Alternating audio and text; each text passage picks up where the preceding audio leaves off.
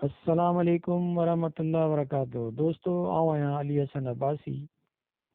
अवां जेकॾहिं मुंहिंजो चैनल पहिरियों दफ़ो ॾिसी ऐं ॿुधी रहिया आहियो त बराए महिरबानी मुंहिंजे चैनल खे सब्सक्राइब कंदा, बेल आइकन खे क्लिक कंदा। जेकॾहिं मुंहिंजी ऑडियो पसंदि अचे त लाइक कंदा ऐं कमेंट बॉक्स में पंहिंजी राय खां आगाह कंदा। ज़िंदगी महसूसु कयो। तरीक़ो नंबर 28, पंहिंजे वक़्त खे ख़ुशीअ सां ख़र्च कयो। छा तव्हां पंहिंजे वक़्त खे बहितरीन तवाज़ुन ऐं ख़ुशीअ सां संभालियो पिया? छा तव्हां जंहिं कंहिं सां प्यार कंदा आहियो उन्हनि लाइ वक़्तु कढी सघो था? सॼे हफ़्ते दौरान मुख़्तलिफ़ अमलनि में इस्तेमालु थींदड़ पंहिंजे दोस्त जी फ़हिरिस्त ठाहियो।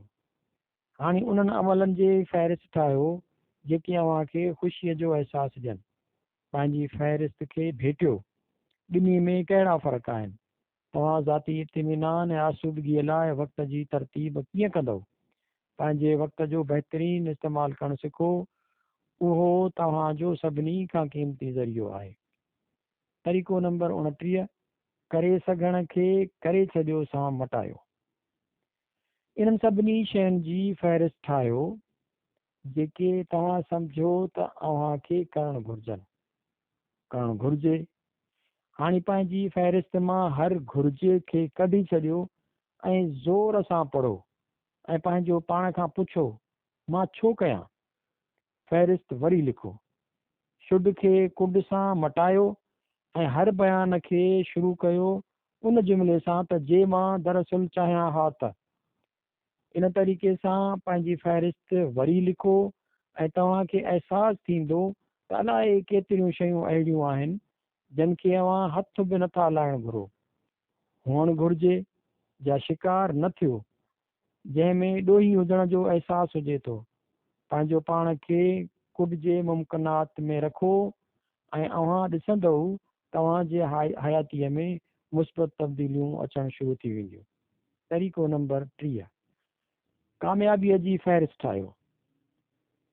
जॾहिं असांखे पंहिंजी इज़त ते नफ़्स घटि लॻंदी आहे त पाण बाबति का बि शइ असांखे वणंदी न आहे।